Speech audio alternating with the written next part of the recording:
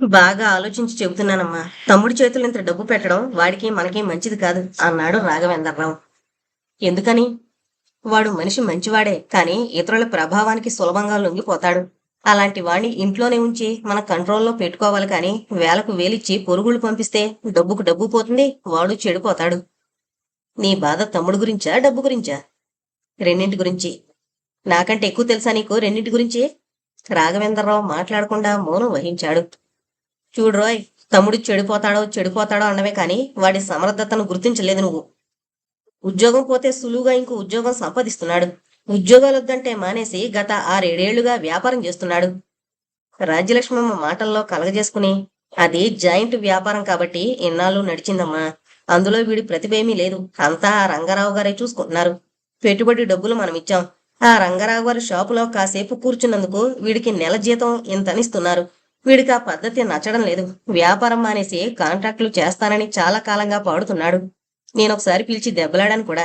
ఆఖరికి నీ దగ్గరికి వచ్చాడు అన్నాడు.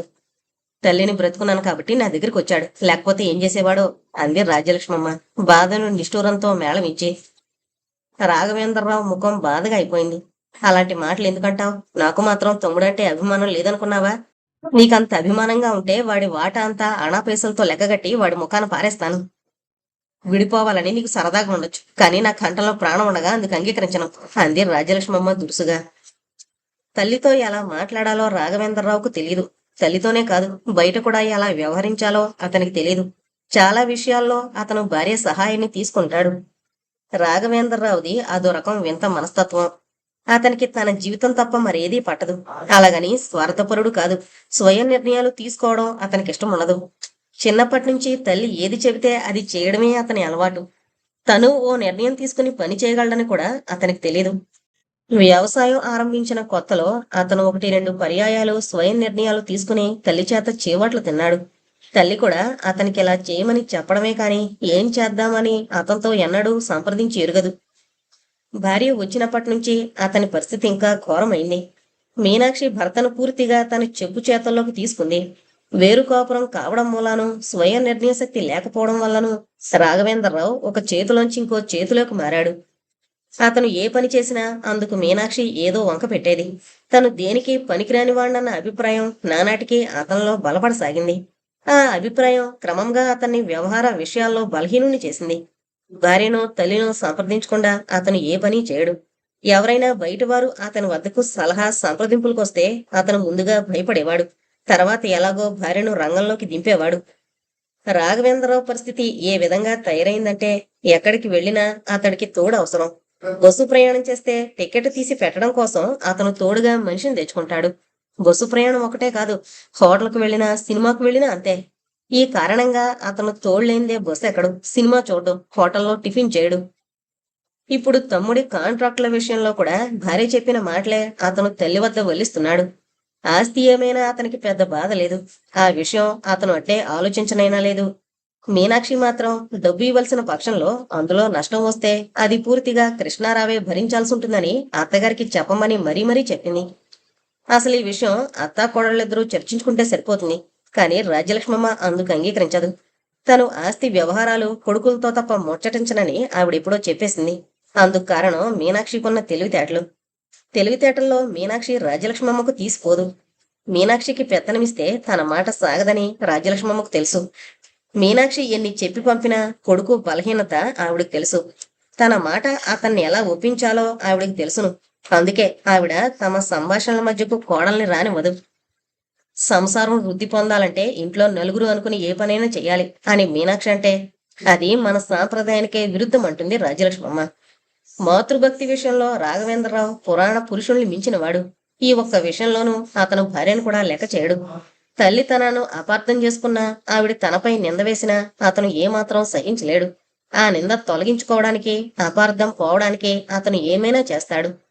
తనకు విడిపోవాలని ఉన్నట్లు తల్లి అనుకోవడంతో అతను కళ్ళనీళ్ల పర్యంతమయ్యాడు.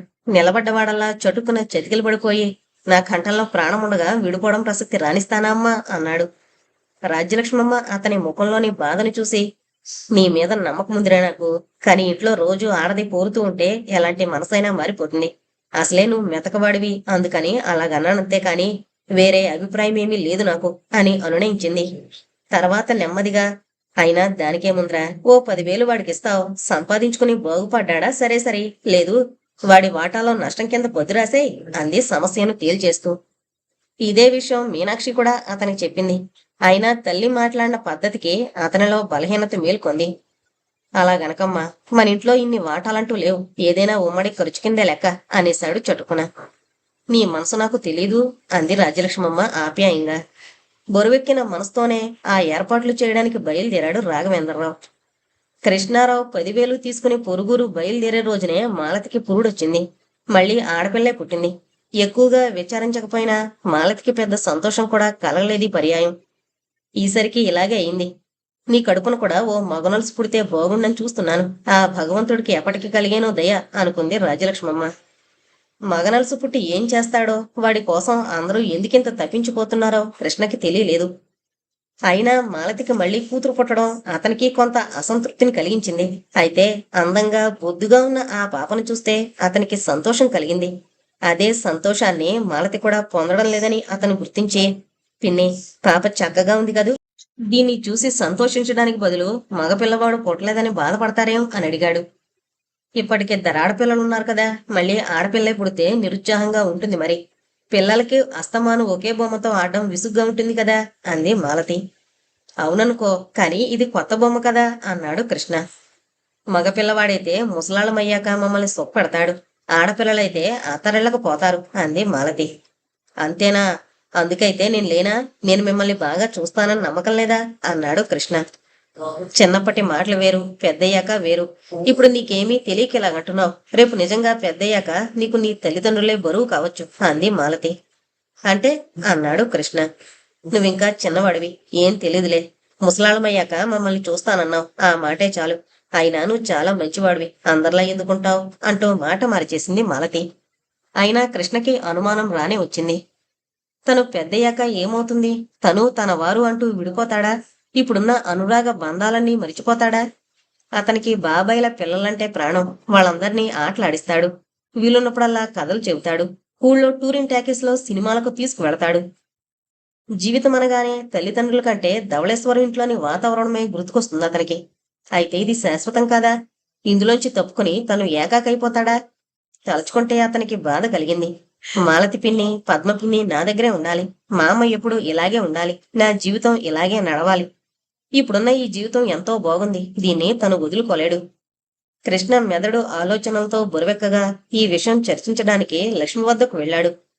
2వ తరగతి తెలుగు వాచకంలో ఏదో పాఠం చదువుకుంటోంది లక్ష్మి ఆ సమయంలో. చప్పుడు చేయకుండా వెనక నుంచి వెళ్లి ఆమె ఏం చదువుతుందో చూశాడు కృష్ణ. అది వరసలకు సంబంధించిన పాఠం. తండ్రి తమ్ముడు బాబాయ్, తల్లి తమ్ముడు మామయ్య, తండ్రి చెల్లెలు అత్తయ్య, తల్లి చెల్లెలు పిన్ని, వీరందరూ కలిసుంటే దాన్ని కుటుంబం అంటారట. ఇన్ని వరుసలు కలిసిన కుటుంబాలు ఎన్ని ఉంటాయి? ఎక్కడ చూసినా 10 మంది కంటే ఎక్కువ ఏ కుటుంబంలోనూ ఉండరు. లక్ష్మి అని పిలిచాడు కృష్ణ. లక్ష్మి ఉలిక్కిపడి పుస్తకం వదిలేసి వెనక్కు చూసింది. కృష్ణ నవ్వి, చిన్న ప్రశ్న అడుగుతాను, జవాబు చెప్పాలి అన్నాడు. లక్ష్మి తల ఊపింది. మీ ఇంట్లో ఎవరెవరుండేవారు? ఏ ఇంట్లో? అంటే మీ అమ్మా నాన్న ఉన్నప్పుడు. అమ్మా నాన్న అంతే. మరి బాబాయిలు, పిన్నులు, అత్తయ్యలు, మామయ్యలు ఎవరూ లేరా? మా ఇంట్లో ఉండేవారు కాదు, కానీ నాకిద్దరు బాబాయిలు, ఓ మామయ్య ఉన్నారు అంది లక్ష్మి. మరి నువ్వు వాళ్ళ దగ్గరికి ఎందుకు వెళ్ళలేదు? వాళ్ళు మంచివాళ్లు కాదని నాన్న చెప్పాడు. అమ్మ చచ్చిపోగానే నన్ను మా చుట్టాల్లో ఎవరింట్లోనైనా ఉంచాలని నాన్న అనుకున్నాడట. కానీ అందరూ ఏదో వంక చెప్పి తప్పించుకున్నారట. అందుకే నాన్న నన్ను మీ ఇంట్లో అప్పచెప్పాడు అంది లక్ష్మి.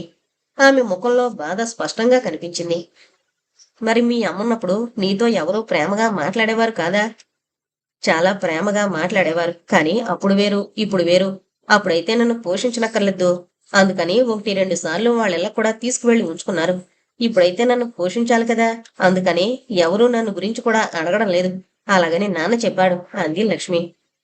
మాలతి మాటలు కృష్ణ చెవుల్లో గింగురుమన్నాయి. పిన్ని చెప్పింది నిజమే అనుకున్నాడు తను.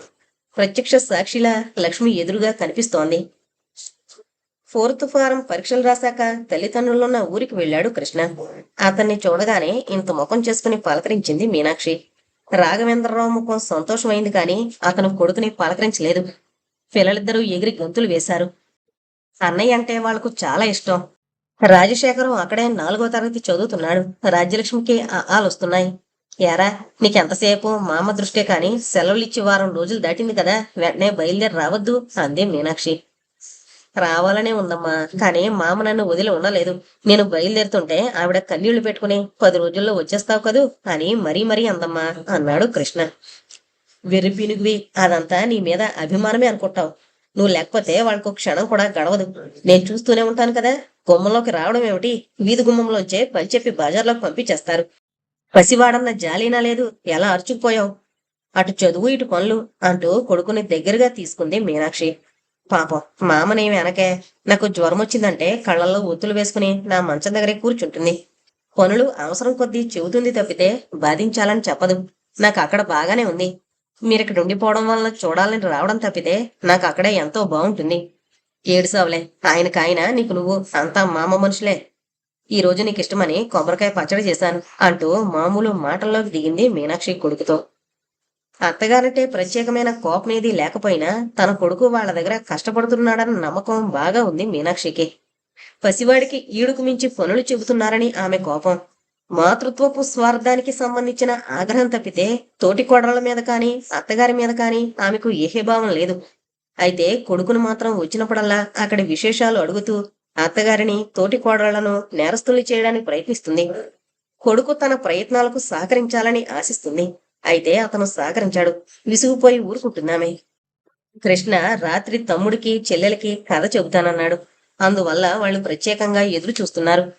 కథ చెప్పే ముందు అతను, మొదలు పెడుతున్నాను కానీ మరి లక్ష్మిని కూడా పిలవండి అన్నాడు. లక్ష్మి ఎవర్రా అన్నయ్య అంది రాజ్యలక్ష్మి. కృష్ణ నాలుగు కరుచుకుని, ధవళేశ్వరంలో మన ఇంట్లో ఉంది, ముత్యాల కూతురు, చాలా మంచిది. అదంటే నాకెంతో ఇష్టం. దానికి కథలంటే ఇష్టం. రోజు అక్కడ చెల్లెళ్ళకి కథలు చెప్పేటప్పుడు దాన్ని కూడా పిలవమనేవాణ్ణి. అలవాటైపోయిందిగా, అందుకని ఇప్పుడు పొరపాటున అలా అనేశాను అన్నాడు. చక్కగా వాళ్ళకి రోజు కథలు చెబుతుంటామన్నమాట అంది రాజ్యలక్ష్మి అసూయను ముఖంలో ప్రకటిస్తూ.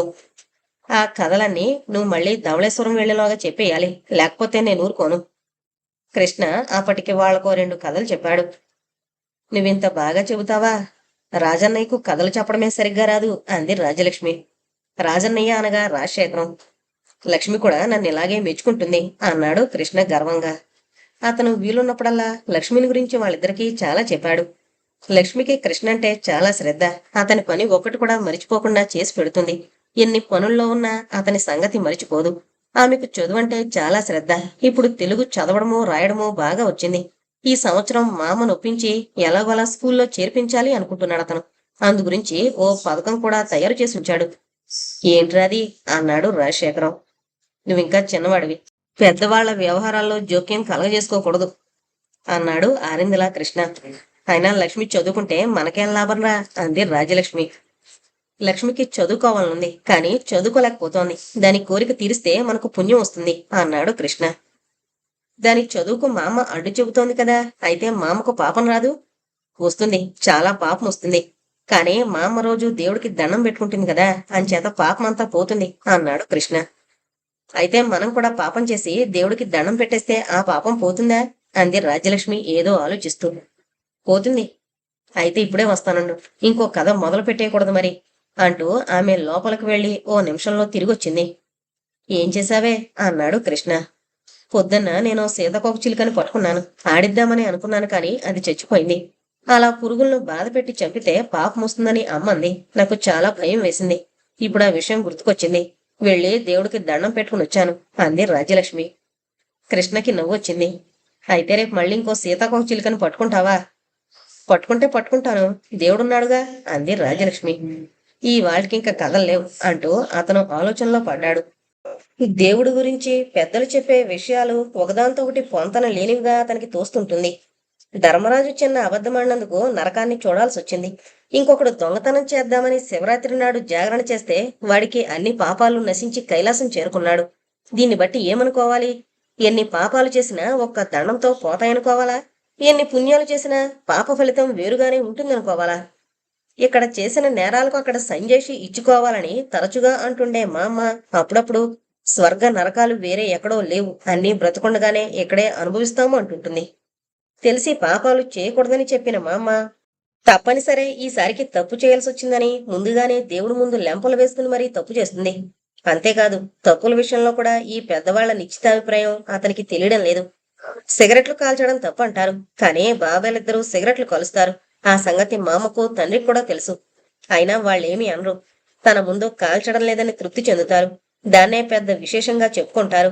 మా అబ్బాయికి సిగరెట్ల అలవాటు ఉంది, ఈ రోజుల్లో కాల్చందెవరు, కానీ మా వాడికి పెద్దాళ్లంటే తగని భక్తి, నా ముందెప్పుడు అగ్గిపుల్లైనా గీయడు అని గర్వంగా చెప్పుకుంటుంది మా అమ్మ.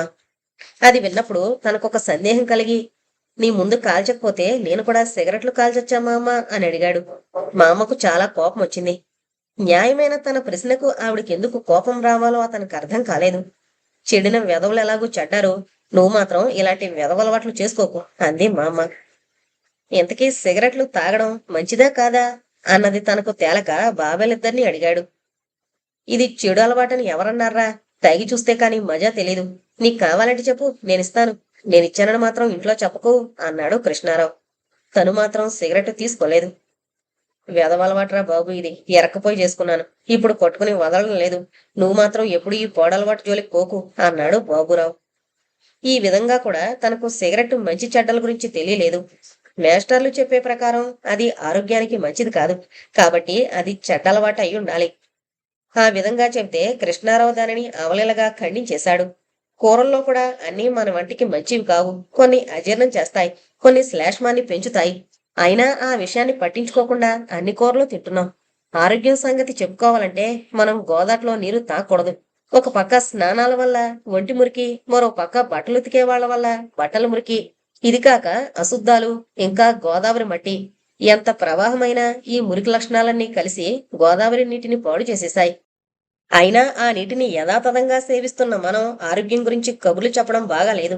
సైన్స్ ప్రకారం మనం ఒక్క పని చేయడం లేదు. ఈ మాటలు విన్నాక కృష్ణకింకో విషయం అర్థమైంది. ఈ ప్రపంచంలో ఏ విషయాన్నైనా తెలివితేటలుంటే సమర్థించుకోవచ్చు. మనిషి తప్పు చేసినా ఒప్పు చేసినా దాని తప్పుల నిర్ణయం అతని తెలివితేటల మీద ఆధారపడుంది. ఇదిలాగుంటే పెద్దల పట్ల గౌరవము వినయము కలిగి ఉంటే మనం ఎన్ని తప్పులు చేసినా వారు క్షమించగలరన్న విశ్వాసం కూడా అతనికి కలిగింది. ఎటొచ్చి అంతస్తులు, కులాలు వగేరా విషయాల్లో చివరి మాట పెద్దలదే. అందులో ఏదైనా తప్పు జరిగితే పెద్దలు క్షమించరు. వీటిలోని యథార్థం తను అర్థం చేసుకోవాలంటే తనకి మరికొంత వయసు రావాలి. ఇది ప్రస్తుతానికి కృష్ణ తెలుసుకుంది. మర్నాడు నిద్రలేస్తూనే అతను లక్ష్మి అని పిలిచి నాలుగు కరుచుకున్నాడు. అతనికి లక్ష్మిని చూడాలని అప్పుడే అనిపించడం ప్రారంభమైంది. తను లేకపోతే అక్కడ లక్ష్మిని ఎవరూ తిన్నగా చూడరు. చాలా ఇబ్బంది పడుతూ ఉంటుంది. తను లేక దానికి తోచడం లేదేమో కూడా. ఎందుకంటే తను లేకపోతే ఎవరూ దాంతో ఆడరు. అతని మనసు అన్ని బంధుత్వాలను అధిగమించి లక్ష్మి చుట్టూ తిరుగుతోంది. కారణం అతనికి తెలీదు. ఈ విషయాన్ని తను మొదట్లో అంతగా గుర్తించలేదు. తల్లిదండ్రుల వద్దకు వెళ్లి ఉండకపోతే ఈ విషయాన్ని అతను గుర్తించి ఉండేవాడు కాదేమో. గ్రామంలో అతను 10 రోజులు మాత్రమే ఉన్నాడు. మరి 4 రోజులుండమని తల్లి బలవంత పెట్టినా వినలేదు. తమ్ముడు చెల్ల ఏడిస్తే వాళ్ళని తనతో వచ్చేయమన్నాడు. తల్లి పంపడానికి ఇష్టపడకుండా మేమే వస్తాంలే 5-6 రోజుల్లో అంది. అందరినీ వదిలి వెళ్లడానికి అతనికి కష్టంగానే ఉంది. మామ మీద అభిమానంతో పాటు లక్ష్మి పట్ల అనురాగం కూడా కారణభూతం కాగా అతను గ్రామంలో మరి ఉండలేకపోయాడు. ధవళేశ్వరం చేరి ఇంట్లో అడుగు పెట్టగానే అతని కళ్ళు లక్ష్మి కోసం వెతికాయి. మామ ఆప్యాయంగా పలకరించినా అతను జవాబిచ్చాడు కాని లక్ష్మిని చూడాలని ఒకటే తాతాగా ఉంది. మీ అమ్మ వాళ్ళని తీసుకురాలేకపోయావా? మళ్ళీ మీ నాన్న ఎప్పట్లో పంపించాడు, వాడికి అసలే బద్ధకం అంది రాజలక్ష్మమ్మ. 5-6 రోజుల్లో వాళ్లే వస్తారు, అంతవరకు ఉండమందమ్మ. కానీ నాకు నిన్ను చూడాలనిపించి ఉండలేకొచ్చేశాను.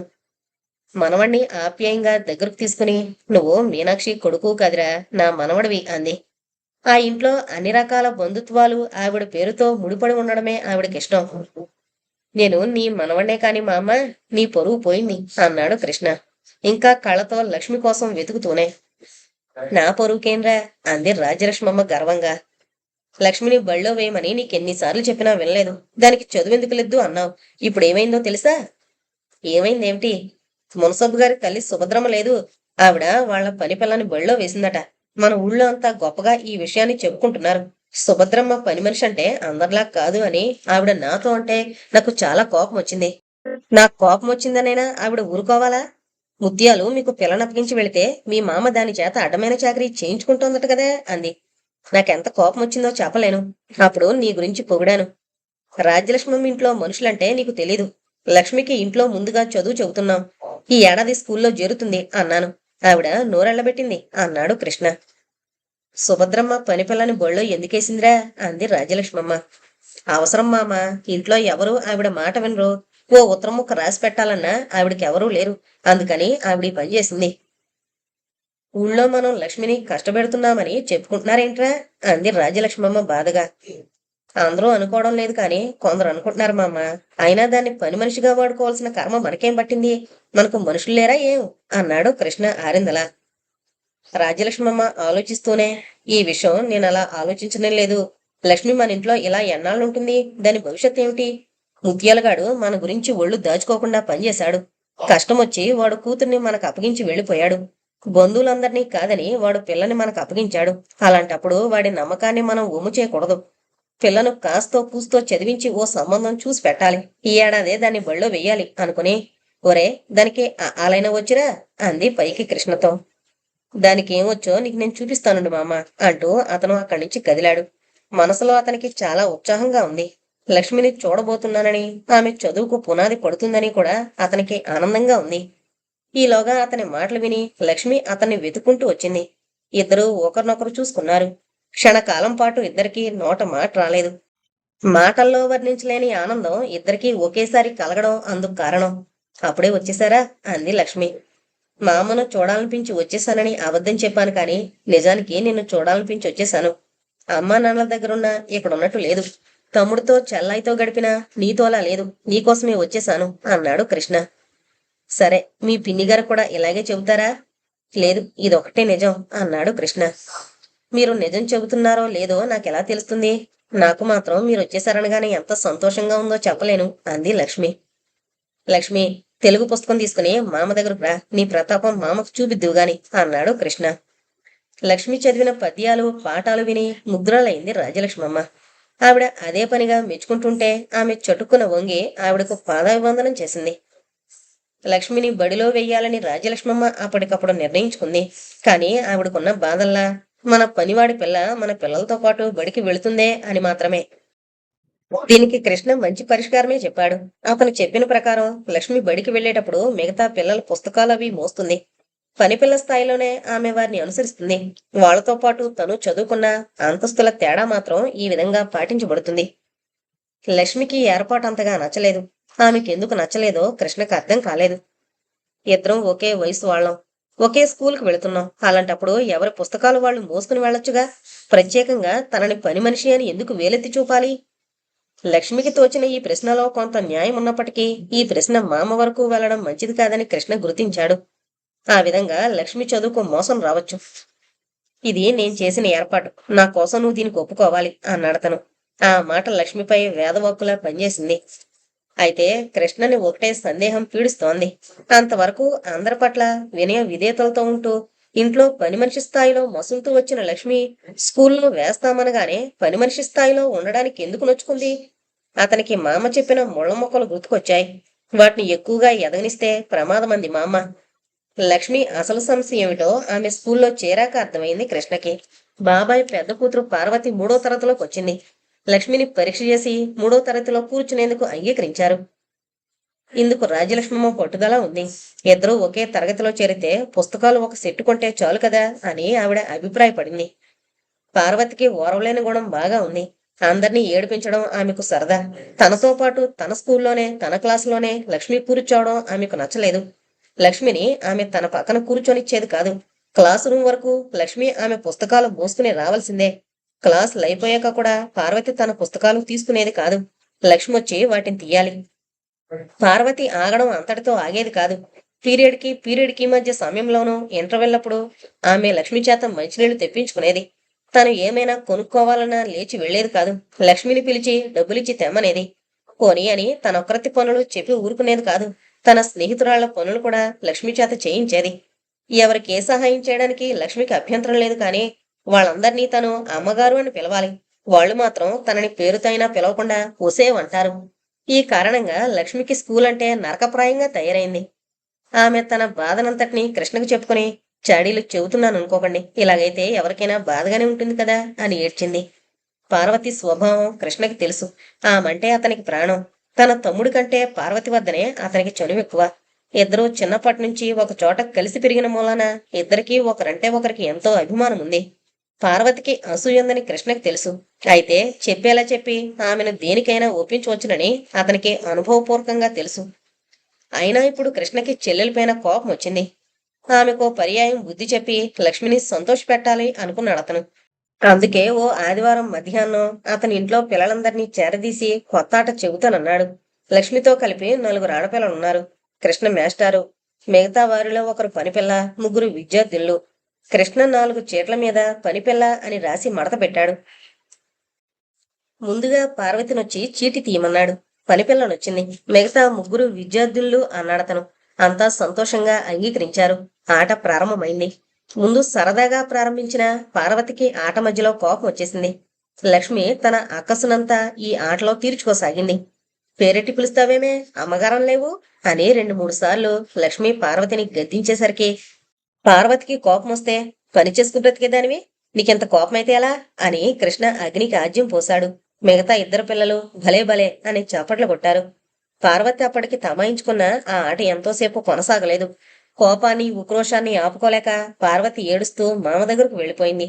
మరుక్షణంలోనే కృష్ణకు పిలుపొచ్చింది. సంతోషంతో వెలిగిపోతున్న లక్ష్మి ముఖాన్ని తృప్తిగా చూస్తూ అతను అక్కడి నుంచి కదిలి వెళ్ళాడు. ఇది చెబుతోంది నిజమేనా అని గద్దించింది రాజ్యలక్ష్మమ్మ. ఏంటి చెబుతోంది? రాజ్యలక్ష్మమ్మ అతను ఆడిన ఆట వివరాలన్నీ చెప్పగా, బాగుంది మామ, ఏదో తమాషాకి సరదాగా పిల్లలను ఆడుకుంటుంటే ఇది ఉడికిపోయింది, దీంట్లో నువ్వు కలగజేసుకోవాలా అన్నాడు కృష్ణ తేలిగ్గా. ఒరేయ్ అందే రాజ్యలక్ష్మమ్మ పిడుగుల. కృష్ణ అదిరిపడి మామ వంక చూశాడు. ఆవిడ కళ్ళల్లోంచి నిప్పులు కురుస్తున్నాయి. పార్వతి రాజ్యలక్ష్మమ్మ మనవరాలరా, దానిని ఆటల్లోనే కాదు కలలో కూడా ముత్యాల కూతురు ఓసే అని పిలవడం నేను సహించను అంది రాజ్యలక్ష్మమ్మ. అపరిమితుడే తన వంక చూస్తున్న మనవణ్ణి చూస్తూ, ఇంకెప్పుడు ఇలాంటి ఆటలు ఆడించుకో, ఇదేం మొదటి తప్పు కాబట్టి వదిలేస్తున్నాను, లేకపోతే ఏం చేసేదానో చెప్పలేను అంది. కృష్ణ ఏం మాట్లాడలేకపోయాడు. ఆ సమయంలో రాజ్యలక్ష్మమ్మ తనకు తెలిసిన మామలా కాక భద్రకాళిలా అతనికి గోచరించింది. రోజు లక్ష్మి విషయంలో జరిగిందే ఒక్కరోజు పార్వతి విషయంలో జరిగేసరికి ఎంత రాద్ధాంతమైంది. ఇందులో ఉన్న తప్పేంటి? పార్వతికి లక్ష్మికి తేడా ఏంటి? అంతస్తులొకటేనా? ఈ ఆట జరుగుతున్నంతసేపు లక్ష్మి ముఖం ఆనందంతో వెలిగిపోయింది. ఆ ఆనందం ఆమెకు దూరం కావడానికి ఎన్నో క్షణాలు పట్టలేదు. లక్ష్మి గురించి తను మామ చేత చివాట్లు తిన్నాడు. కాని ఆ చివాట్లు నిజంగా లక్ష్మి గురించి కాదు, పార్వతి గురించి వచ్చాయి.